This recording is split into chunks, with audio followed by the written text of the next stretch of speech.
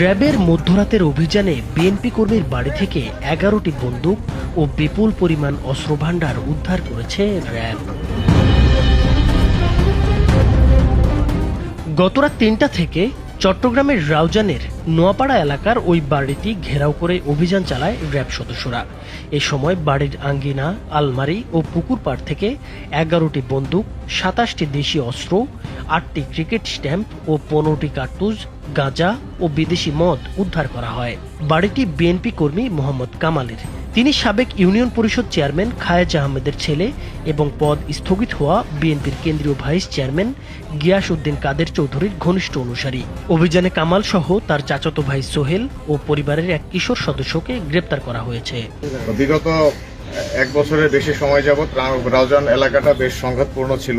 তো এর ভিত্তিতে আমরা রাউজানে প্রায়শই অভিযান পরিচালনা করেছি। তবে আজকে বেশি সংখ্যক অস্ত্র এবং অন্যান্য দেশীয় ছুরি, চাকু, রামদা এই ধরনের জিনিসপত্র আমরা ধরতে পেরেছি। আইনশৃঙ্খলা বাহিনীর সূত্র জানায়, গ্রেপ্তার কামালের বিরুদ্ধে মারামারি ও চাঁদাবাজির 3টি মামলা রয়েছে।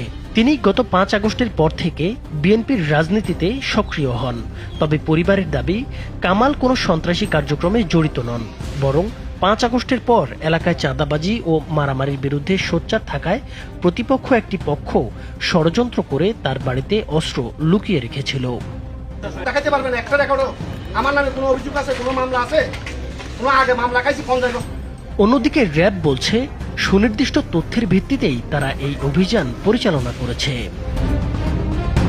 নাইমুর হোসেন, মাছরাঙা টেলিভিশন।